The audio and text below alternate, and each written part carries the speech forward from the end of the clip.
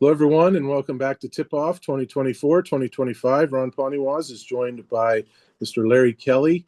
He's a member of the Luxembourg, Garbett, Kelly & George law firm, which is our sponsor, we should say. And Larry's a member of the Newcastle High boys basketball coaching staff, an assistant on the staff, Ralph Blundo's staff, former Shenango varsity baseball coach, and current Penn State Shenango baseball assistant coach. How's baseball coming along there? We actually started last week, and we're working out inside. There's not a lot you can do inside, but kids are excited. They're fired up and ready to go every day. It's a great bunch of young men, and we're good, Ronnie. We're really good. Mm-hmm. And you combine good baseball with a Penn State education. It's a win-win situation for those young men. All right, Mr. Holy Redeemer. We can't leave out Holy Redeemer for Larry Kelly. Never had more fun coaching a basketball team than the 5th and 6th grade Holy Redeemer Blazers many years ago. I wrote a book about it, Ronnie. I think I sent you a copy. I don't know. I don't know where that would be here if you did. Cutting down the nets. I'll make sure you get a copy. Okay, well, again, he's Larry Kelly. I'm Ron Poniewasz. We are your award-winning tip-off crew, and we are going to tell you a lot of different things this week. We have Athlete of the Week that we're going to tell you about, quite a team performance last week. We'll have our talking points. Larry Kelly will let you know all about the Newcastle High boys basketball team and the shape they're in going into the final week of the regular season. And then we'll talk about a couple other items here regarding high school basketball. But first, Athlete of the Week, and it is the Neshannock girls competitive cheer team as they won the PIAA championship, the Class 2A large squad title last week. So, Larry, that's very impressive as they won a WPIAL title, I believe it was a couple weeks ago. Did they go back-to-back in the state or 2 out of the last 3, I believe? They won PIAA championships in 2022, 2023, and they were 3rd place last year. So I would say it's a dynasty. Oh, yeah. And I mean, you talk about athletes. Have you ever watched what they do? It is amazing, the athleticism involved, the synchronization of what they do. And, when it's your turn to be up on the stage, you have to be flawless. And, because the competition's stiff, and these young ladies, year in and year out, are right there. They're flawless. That's hard to do. That's grace under pressure. That's being able to form at the very highest level when, as I like to say, the pressure gets so high you can't spit. Congratulations. Well coached. I mean, the time they put in, I'm not there to see it, but I can only imagine how much time they put in to perfect their routines and to perform at the highest level when it matters the most. Great coaching at Neshannock for competitive cheer. Colleen Daughtry has been on staff for all of that and beyond. She's been there more than just those 4 years, I believe. But with high school, Larry, and when you have such success like this, you have to take into consideration that people are graduating. Every year you're losing somebody from your team, and to have this kind of success sustained 2022, 2023, 2024, now we are in 2025. They've lost girls to graduation, and they just keep winning. Well, I think when you have a winning program like that, part of the culture is to get everybody excited about being part of that program. That's what makes Newcastle basketball successful, is to try to get the students in the school, those who play and those who don't, excited about it. I tried to do that when I was the head coach at Shenango baseball. I have a picture right behind me, actually. When we won the WPIAL championship, there had to be 200 students there. And it's the team in front of the student section. So, once you get that culture developed, that excitement inside and outside of the program, good things happen year in and year out. Absolutely. That is our Athlete of the Week. It is the Neshannock High girls competitive cheer team for winning the PIAA Class 2A large squad championship. And they won PIAA titles in 2022, 2023, third place in 2024. Came back with a determination to not only just do better than last year, but to bring home gold this year as well. Come on back for some more segments here as Larry Kelly tells you all about the Newcastle boys basketball team. We'll do that next right here on Tip-Off. We all know there's an advantage to being the home team, to playing at home. And at LGKG, we have been your home team for personal injury cases involving automobile accidents and workers' compensation claims for over 90 years. At LGKG, over 10,000 clients have trusted us to represent them. We know how to present your case to a Western Pennsylvania jury. We know what makes them tick.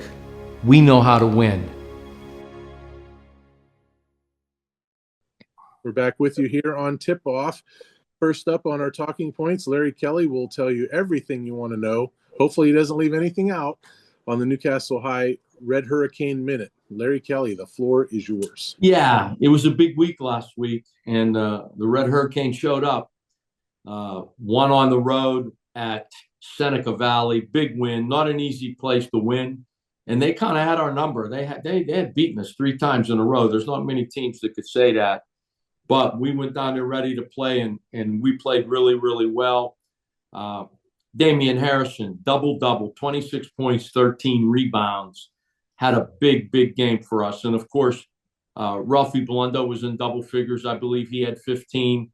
Kai Cox got in a little bit of foul trouble, and I think he only had 6 points, which is unusual.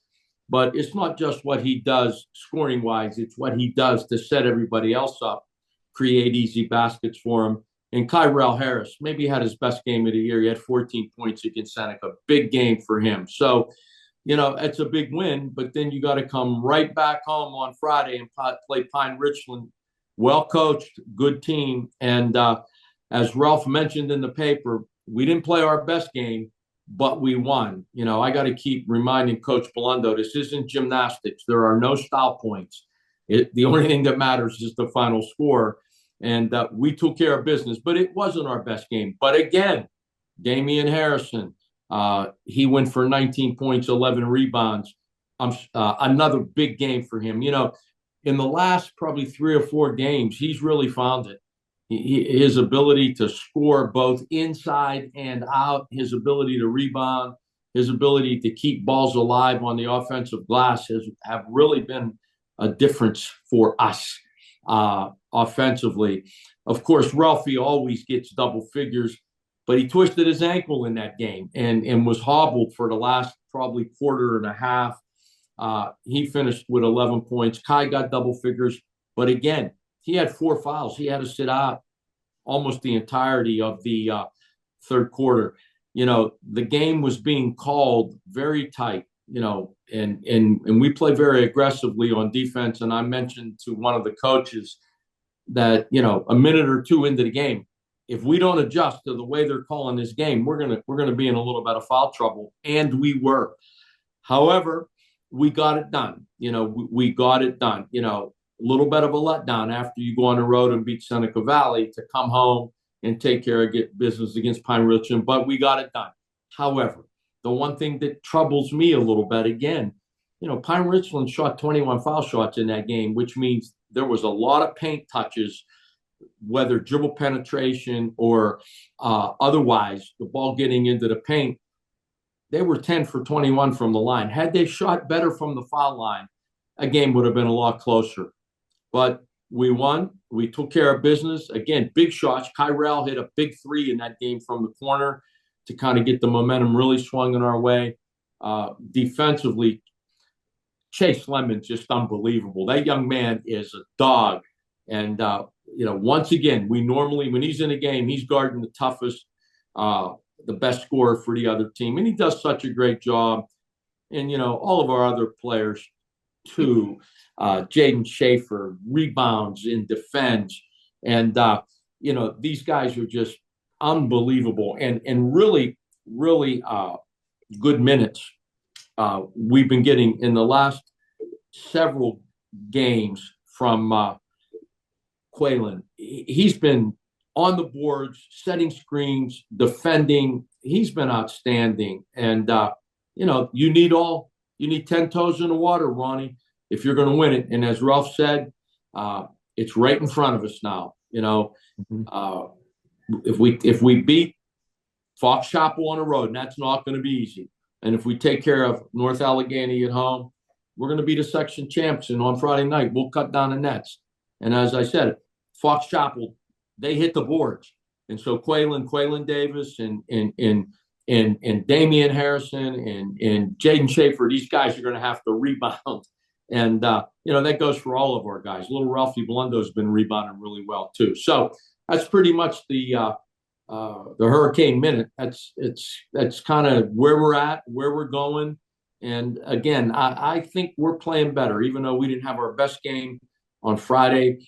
That was a big win on the road at Seneca Valley on Tuesday. Hey, Newcastle is 9-3 in Section 1, 6A, 15-3 overall. As Larry mentioned, Tuesday night, we are filming Monday. Tuesday night at Fox Chapel, with Fox Chapel right now is in first place by a game over Newcastle. Fox Chapel 10-2 in league, 15-4 overall. That game's Tuesday night. Newcastle won the first meeting 72-41. Now, Friday night, Newcastle hosts North Allegheny, and that North Allegheny's 2-10, 7-12. Just looking at the records, if you were to hear that, you probably would think that that Newcastle beat North Allegheny by a similar score as Fox Chapel. That's not true. Newcastle beat North Allegheny the first time, 46-37. I'm sure we probably can all expect a tighter game against Fox Chapel. And really, who knows about the North Allegheny game, being that it was close the first time. And if you look at sports, you're always geared up for big games.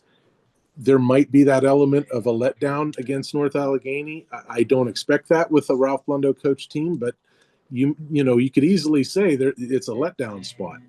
Well, again, it was almost like this past week, going on the road to Seneca Valley. That was a big game. And they beat us 3 times in a row over the last 2 years. And it was a big game. And there may have been a little bit of a letdown at home against Pine Richland. And Fox Chapel is going to be a dogfight. That's not going to be a 20-point game again on the road at Fox Chapel. Right. We probably played our best defensive game of the year against them. We shot it lights out. It's tough to win basketball games on the road. But trust me, Ronnie, if we take care of business at Fox Chapel, we're cutting down the nets on Friday. There's a little bit of extra incentive to win on Friday. And, the place will be packed, and the student section at Newcastle really, really gets everybody fired up, and they do a great job. So, I expect that, we're ready. We'll come to play. We had 2 good days of practice. Kids are playing hard. We're working hard.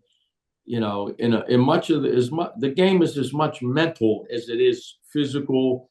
We spent the last 2 days kind of making sure that we understand what Fox Chapel does and what they have success doing, and and how we're going to defend it. And I think our guys got it. So, Newcastle's success has been the ability to execute offensively and defensively, and quite frankly, just playing harder than everybody else. And that's what I suspect is going to happen Tuesday and Friday this week. We also have on the schedule for Newcastle a 7:30 p.m. Saturday night game against Lincoln Park. Lincoln Park is 2-17. I believe this game is at Geneva College. It must be one of those showcase tournaments or whatnot. And then I don't have this one written down, but a week from tonight, a week from Monday, Newcastle, I think, has their final game. I'm not sure offhand who that is. Do you know that, Larry, offhand? Off the top of my head, I do not. But you're always allowed to play that one game after your season's over. Normally, it's a game to kind of get you ready for the playoffs. And then, of course, we'll have a scrimmage in the week off before the playoffs begin. We'll know a lot more about our seeding after this week. Larry, you touched on a lot of kids. Ralphie Blundo, Kai Cox, Kyrell Harris, Damian Harrison, Waylon Davis, Chase Lemon. Those are the top kids that you mentioned. Schaefer as well, Jaden Schaefer. Larry, if I was to say to you, who is the MVP of the Newcastle boys basketball team to this point through 18 games? Don't forecast the rest of the year playing 28, 30, what have you. To this point, 18 games, who would you say is the most valuable player on that Newcastle team? I'm not so sure I'm allowed to say. Okay. I'm not so sure if I say who I believe it is. Coach Bellundo might get mad at me, and I don't want him getting mad at me, Ronnie. You understand? I don't. He got mad at me a few times this year. I think he listens to our show. So I'm going to keep that one to myself, my friend. You guys in the press and in the media, you guys can put your finger on who you believe the MVP is. But in the event of upsetting or not upsetting Coach Blundo, I think that there is no wrong answer for that, because all of those kids are exceptional in what they do on the court, and they do things so well. You mentioned Damian Harrison with the high volume of rebounds that he had in addition to the points. Kai Cox is a freshman, and he gets better and better each game. And at this stage of the season, is he a freshman? By grade, he's a freshman, but in experience, he's probably a sophomore. Ralphie Blundo does so much, and he's a seasoned veteran as a senior. Chase Lemon has contributed in so many ways. I don't know that there's a wrong answer. I get why you don't want to point your finger at one certain person, but that's a mark of a great basketball team, is there's so many key components. It seems like we have somebody stepping up every game. Mm-hmm. And the consistency of the game in and game out performances by some of our players is impressive. And you could say that just about everybody. You know what I mean? You can count on Damian, Ralphie, on Kai scoring in double figures for you. You can count on Tyrell just hitting big buckets. Mm-hmm. Playing defense, running the point for us. You can count on Quaylen and Jaden rebounding every game. And, of course, Chase Lemon hit some big buckets for us this year. And, he might be our best defensive player. So you can count on them to do those things game in and game out. They show up game in and game out. And that's why we're successful in 6A. We got a bunch of guys who have 10 toes in the water, who are consistent in their performance. Absolutely. Okay, that is our Newcastle Red Hurricane Minute. And in the previous segment, we talked about Athlete of the Week, which was the gold medal performance at the state competitive cheer championship. Let's talk about another Neshannock athlete, basketball. Last week, David Quat had an amazing week for the Neshannock High boys basketball team. He scored 76 total points in 2 games, 48 of them in a 89-32 win over Western Beaver on Friday night. The very next night, mid-afternoon, 28 points in a 58-39 win over Southside Beaver. So 76 points in a 2-day stretch. That's pretty impressive by Mr. Quat there at Neshannock. You think so? Yeah, I do. Putting up 48 in a high school basketball game? Are you serious? Listen, David is one of the best 3-point shooters in the county. Mm-hmm. And it's not unusual for him to put up 5, 6 3-pointers.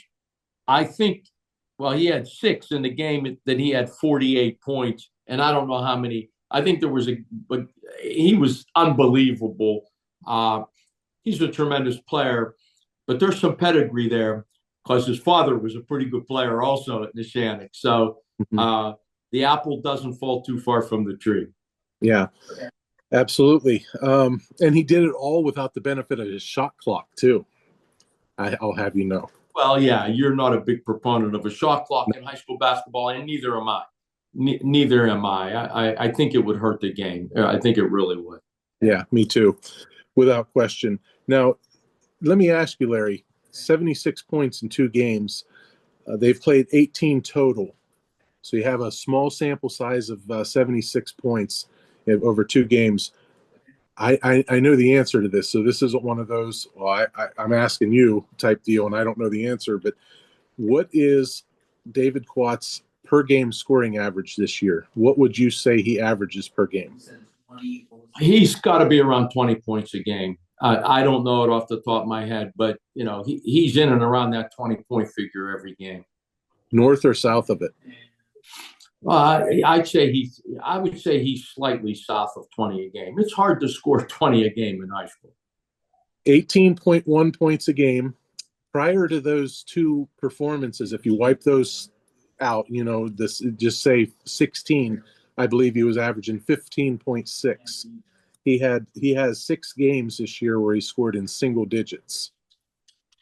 Well, I'm sure, when Neshannock's being scouted, the coaches on the other side watch film too. Mm-hmm. And, part of my theory was when I was the head coach at any level, there's always one guy in the team I am not going to let beat me, okay? Mm-hmm. And every player has tendencies, and I know David is one of those players that's a great three-point shooter. So, if I'm playing against him, and I haven't watched him play a lot, so I don't know everything that's in his arsenal, there'll be no help on him. In other words, somebody's going to face guard him. We're going to deny him the ball. And if somebody gets beat off the dribble, you got 4 other guys that could help. I'm not leaving David Quatt to help. So that probably went on. And I'm sure the best defender on the other team has guarded him. So, it's the other teams, the other coaches, they watch film too. And David has a reputation. He did it last year too. So they know. It's kind of like Ralphie Belendo. He gets face guarded every game. But the one thing I really liked about Ralph in the last 2 games, he's been taking the ball to the hole, which now makes him doubly difficult to guard. He probably had 8-10 points in the paint last game. I think he only had 1 3-pointer, if I'm not mistaken, against Pine Richland. Let me double check it. I'm looking at, as I'm saying here, 3-point field goals. No, he had 2 3-pointers. So if you look at his point total for the game, he has 11. So, he had 6 points from 3, but he also scored inside the paint. And that makes you doubly difficult to guard. Right. So the whole point of the David Quatt discussion with his point average and where he's come from is not a slight on the student athlete at all. It's basically like what a coach would say about his team. You want to be playing your best basketball in February and March. He's playing his best basketball. He's picking it up as they're getting ready to go into the postseason, and that's going to make Neshannock very dangerous when you have a David Quatt on the team that's going to give you an 18-point a game average, if not much more than that. I asked John Sarandria one time, who needs no introduction because he was a great coach. Mm-hmm. What do you do at the end of the game, in the fourth quarter, in the last 4 minutes? His answer was always the same. Get the ball in the hands of your best player, because more times than not, how he plays in those last 4 minutes will determine whether or not you win the game. And the ball's probably going to be in the hands of David Quatt, in crunch time, in the last few minutes of a basketball game, and in a tight game. I mean, they blew out these last 2 teams, but in crunch time, in a tight game, the ball's probably going to be in David Quatt's hands. Absolutely. Larry, you are well-versed in high school athletics, former varsity baseball coach at Shenango, currently on the basketball staff at Newcastle. I want to talk to you about the mercy rule in high school sports. Certainly in baseball, it's cut and dry. The 10-run rule, 15-run rule. You meet that part of the lead, the game's over. There's no stoppage or no continuation of the game. However, when you got something like football or basketball, and you reach a certain point in the game with a spread, the point spread, the lead, now you're talking, okay, continuous clock, and when does it stop, and when does it run, and all this other stuff. I think at some point we need some sort of clarification from the state or the districts or what have you on when the clock is supposed to stop. And case in point, a couple weeks ago on a Wednesday night, Mohawk played Shenango in boys on a Wednesday again. I believe the final score was 71-40. Mohawk won. Shenango had the ball with right around 8 seconds to go in the game. Again, you're down 31 points. There's no Vegas odds. There's no over and under that we're trying to figure out. There's no point spread that we're trying to cover or get a backdoor cover on. There's a foul called with about 7 or 8 seconds, somewhere around there. Referee's hand goes up, 2-shot foul. He runs over to the scorer's table. We got a foul on white and whatever the numbers were. The clock is still running. It's not supposed to, I think. On a foul shot, Ronnie, I believe it's supposed to stop. Okay, that's what I'm thinking. But whoever's running the clock at Mohawk, apparently they need to go to the crane room or got to get to Walmart before it closes or whatever. Tick, tick, tick, tick, tick. And the referee signals who the foul's on. Horn. Game over. And the cameraman for LCAP, thankfully, I looked at the clock.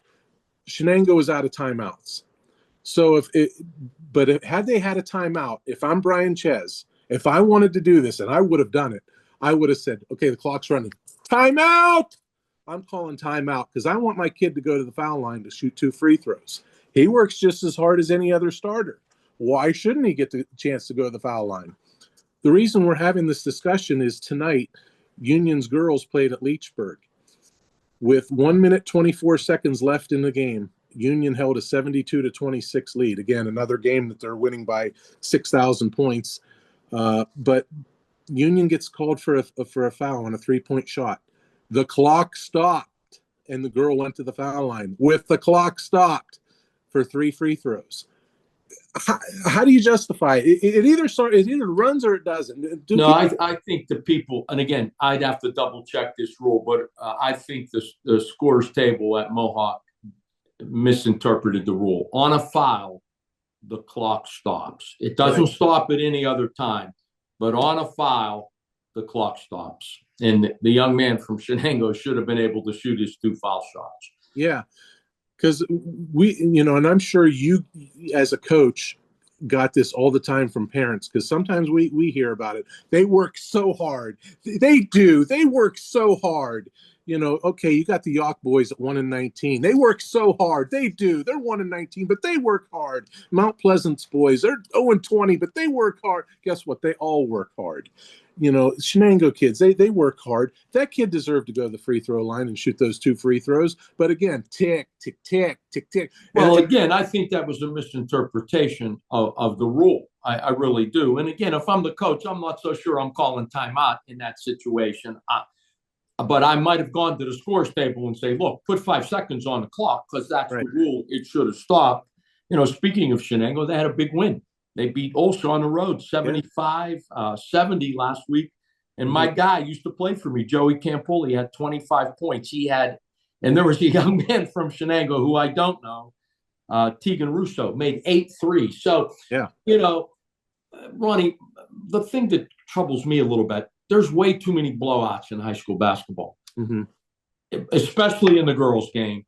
But it's starting to creep into the boys' game also. There's way too many blowouts, and I don't know why. I don't know why the disparity in talent between some of these schools. I look at these scores, and it's not unusual to see a 20, 30-point game in a high school basketball game.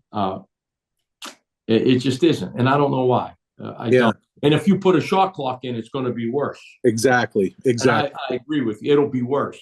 The games will really be the teams with way more talent. They're going to just totally blow out the teams that don't have the same caliber of players on the court. Yeah, because you're talking shot selection. And when you have a team like the New Brighton girls, which are either winless or 1 or 2 wins, they play Newcastle on Wednesday night. And now you're just saying, hurry up, shoot the ball. I mean, it's just, just looking at Friday's scores, Union was just about a 30-point game. And then, of course, Neshannock beat Western Beaver by 50. There's a lot of disparate games and scoring and talent. And yeah, I don't know why. I don't remember seeing that in years past as much as I see it now. It just seems to be more prevalent, especially in the girls' game. It seems to be really, really prevalent. I'm looking back at Tuesday's games. West Middlesex beats Wilmington by 40. Wilmington, they got a pretty good team. Chartiers Valley in the girls' game, they beat Newcastle by 40. These games, it's unusual. And of course, Union beat Springdale by almost 50. It's more prevalent now than it used to be. And I wish I knew why. Yeah, that's why we need somebody to clarify rules on the mercy rule when the clock runs. I can't tell you how many times I've been in a press box for football or even courtside basketball, and people are asking the question, now, when does the clock stop again? When does it? People should know that. You're there for a reason. You're trusted with the clock. You should know that. No, there's, at least in my mind, when you go to the foul line, the clock keeps running. A clock should not keep running. That's right. A mistake. At least as I understand the rule. Yeah, it's a mistake. I don't care if it's dirty pool or not, but if I had a timeout, I was Brian Ches, timeout. I'm calling it. I don't care. And if it means I lose by 30 or 29, I don't care. I want my kid that works hard, in practice. I want him to get that chance to shoot 2 free throws. He's on the court for a reason. Listen, if you do athletics right as a coach,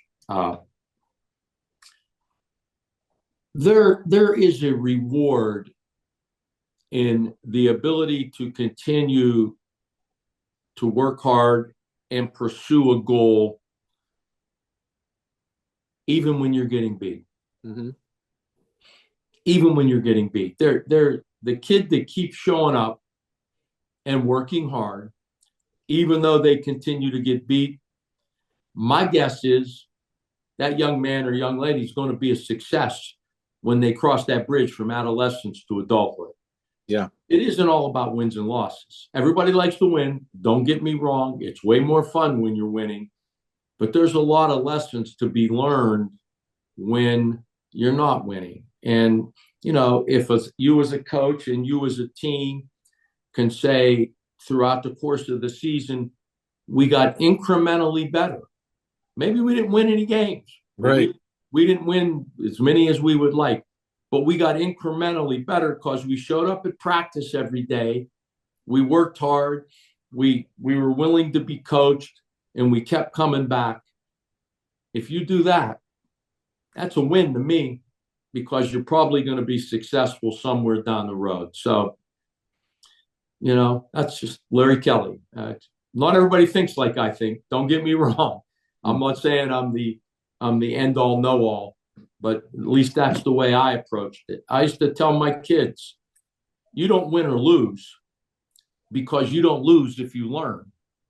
If you learn, you don't lose. If you learn a lesson, whatever that lesson might be, maybe on how to get better, maybe learning how to be mentally tough and laser focused, even though you're getting beat.